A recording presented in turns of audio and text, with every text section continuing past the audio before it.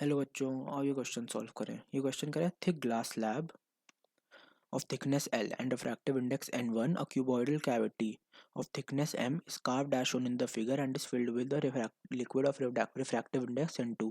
The ratio L by M so that the shift produced by the slab is 0 when an observer A observes an object B with paraaxial rays is।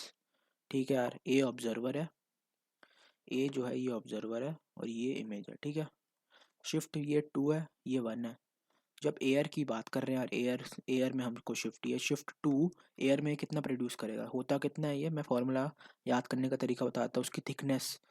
उसकी thickness की कितने area में वो spread out है, M में है 1 minus जिस object में जैसे जो है इमेज एयर में, तो ये आएगा 1 अपॉन एन। एन 1 है, इस मटेरियल की N2 है, तो N2 अगर एयर की जैसे कुछ होती है N3, तो ये आता है N3/N2। ठीक है, समझ आ गया होगा, नहीं आया तो अभी फिर से देखना। अब शिफ्ट जो है 1 प्रोड्यूस करेगा।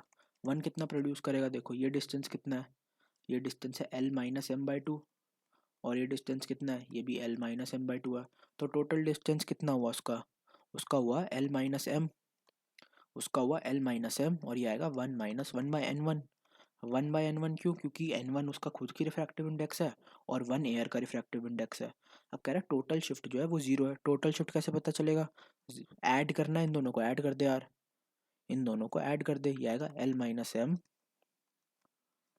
1 minus 1/N1 plus M times of 1 minus 1/N2।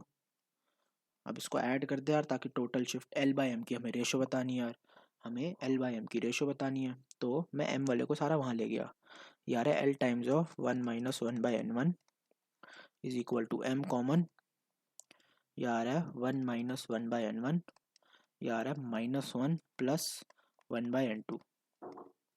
ये दोनों कट गए, यार है L/M इज इक्वल टू